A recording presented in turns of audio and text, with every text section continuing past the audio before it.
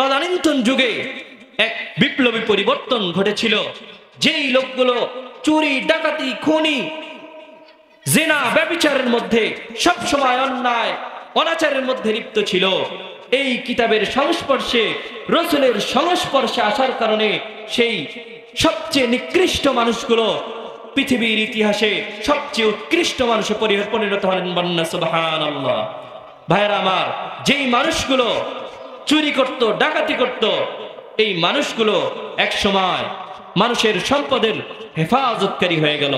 শুধু তাই নয়, যেই মানুষগুলো নারীর সম্ভ্রম, নারীর সতী নিয়ে, নারীর সতী তাদের কাছে খেলনার বস্তু ছিল, কিন্তু এই কোরআনের সংস্পর্শে আসার কারণে নারীর সতীর হেফাজতকারী ওই লোকগুলো হয়ে গেল। বলেন না সুবহানাল্লাহ। তাহলে এই লোকগুলোকে পরিবর্তন করার যে কিতাব আল্লাহ তাআলা দিলেন, সেই কিতাবটা হচ্ছে আল কোরআন। কথা বলেন ঠিক কিনা? মুআজ্জিজ হাজিরিন, এই আল কোরআনের মধ্যে আল্লাহ তাআলা উপদেশ দিয়েছেন। নিজে যেমন উপদেশ দিয়েছেন, নিজে উপদেশ দিয়ে ক্ষান্ত হন নাই, রাসূলকে বলেছেন, হে রাসূল আপনিও উপদেশ দেন। এই জন্য আল্লাহ তাআলা বলেন, ওয়াযাক্কির ফাইন্নাদ যিকরা তানফাউল মুমিনিন।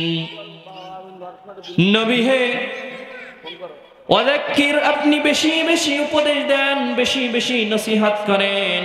এখন প্রশ্ন হলো, কেন উপদেশ, কেন নসিহতের প্রয়োজন? এই প্রশ্নের জবাবে আল্লাহ তাআলা বলেন, ফাইন্নাজ যিকরা তানফাউল মুমিনিন। কেননা নসিহত, উপদেশ এগুলো মুমিনের জন্য উপকারী। সুবহানাল্লাহ পড়েন। ভাইরা আমার, উপদেশ কিভাবে মানুষের জন্য উপকারী হয়, ওয়াজ কিভাবে মানুষের জন্য উপকারী, মুসলমানদের জন্য উপকারী, একটা ছোট্ট ঘটনা বললে আপনাদের কাছে স্পষ্ট হয়ে যাবে যে হযরতে আব্দুল্লাহ ইবনে মুবারক রাহমাতুল্লাহি আলাইহি অনেক বড় মুহাদ্দিস। আজ পর্যন্ত যারা হাদিসের কিতাব পড়ে তাদেরকে ওই আব্দুল্লাহ ইবনে মুবারকের নামটা উচ্চারণ করতে হয়। বলেন না সুবহানাল্লাহ। সেই আব্দুল্লাহ ইবনে মুবারক রাহমাতুল্লাহি আলাইহি, ওনার ব্যাপারে একটা ঘটনা বর্ণিত আছে যে হযরতে আব্দুল্লাহ ইবনে মুবারক যুবক অবস্থায়, তখনও তিনি তত বড় আলেম হন নাই, তখন তিনি তত বড় আলেম নন, যুবক অবস্থায় বাজারের মধ্যে দাঁড়িয়ে আছেন, পাশ দিয়ে একজন যুবতী নারী যাচ্ছে। সেই নারীকে হযরতে আব্দুল্লাহ ইবনে মুবারক দেখে ফেললেন। তাকে দেখা মাত্রই হযরতে আব্দুল্লাহ ইবনে মুবারকের ভালো লেগে গেছে। তো ওই সময় তো আমাদের মতো মোবাইলের যুগ, ইন্টারনেটের যুগ ছিল না যে তার সাথে পরবর্তীতে কোনো মাধ্যমে যোগাযোগ করবে, এইরকম কোনো ব্যবস্থা নেই। কিন্তু যেহেতু হযরতে আব্দুল্লাহ ইবনে মুবারকের ওই নারীকে ভালো লেগে গেছে, তিনি তার মোহে পড়ে গেছেন। তো ওই নারী চলতেছে, আব্দুল্লাহ ইবনে মুবারকও তার পিছনে পিছনে হাঁটা শুরু করে দিয়েছেন।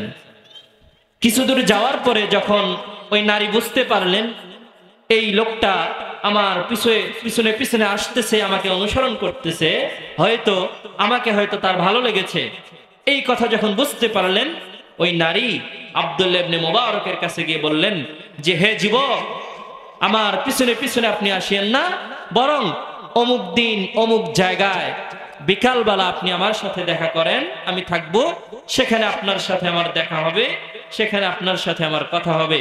এই কথা বলে ওই নারী চলে গেছে।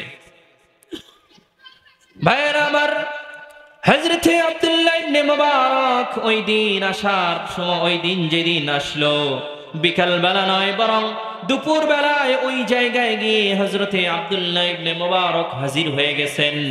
হযরতে আব্দুল্লাহ ইবনে মুবারক মনে মনে ভাবতেছেন, আজকে তার সাথে আমার দেখা হবে, তার সাথে আমার কথা হবে, আমি আমার মনে আত্মতৃপ্তি লাভ করব, প্রশান্তি লাভ করব। এই কথা হযরতে আব্দুল্লাহ ইবনে মুবারক মনে মনে ভাবতেছেন আর অপেক্ষা করতেছেন। কিন্তু অপেক্ষা করতে করতে দুপুর গড়িয়ে বিকাল গড়িয়ে সন্ধ্যা নেমে আসলো, কিন্তু ওই নারীর আসার কোনো খোঁজ নাই। তারপরেও হযরতে আব্দুল্লাহ ইবনে মুবারক একটা মোহের মধ্যে পড়ে গেছেন, ঘরের মধ্যে পড়ে গেছেন। আব্দুল্লাহ ইবনে মুবারক ভাবতেছেন যে সে যেহেতু আমাকে কথা দিয়েছে, অবশ্যই আমার সাথে এসে দেখা করবে, সে অবশ্যই আমার সাথে এসে কথা বলবে। এই কথা হযরতে আব্দুল্লাহ ইবনে মুবারক ভাবতেছেন আর অপেক্ষা করতেছেন। অপেক্ষা করতে করতে এক সময় রাত্রির অন্ধকার নেমে আসলো, কিন্তু সেই দিকে হযরতে আব্দুল্লাহ ইবনে মুবারকের খেয়াল নেই। হযরতে আব্দুল্লাহ ইবনে মুবারক অপেক্ষারত আছেন, অপেক্ষা করতেছেন। এক সময় কখন যেন রাতের অন্ধকার কেটে গিয়ে সকালের আলো উকি দিয়েছে। হযরতে আব্দুল্লাহ ইবনে মুবারক টেরও পান নাই। এখন প্রশ্ন করতে পারেন, হুজুর এটা কিভাবে সম্ভব? আমি বলি সম্ভব।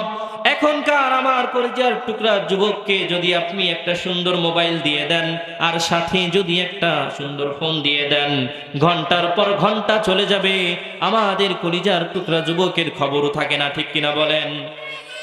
ভাইয়ের আমার, হযরতে আব্দুল্লাহ ইবনে মুবারক অপেক্ষা করতে করতে সারা রাত্রি কাটিয়ে দিয়েছেন।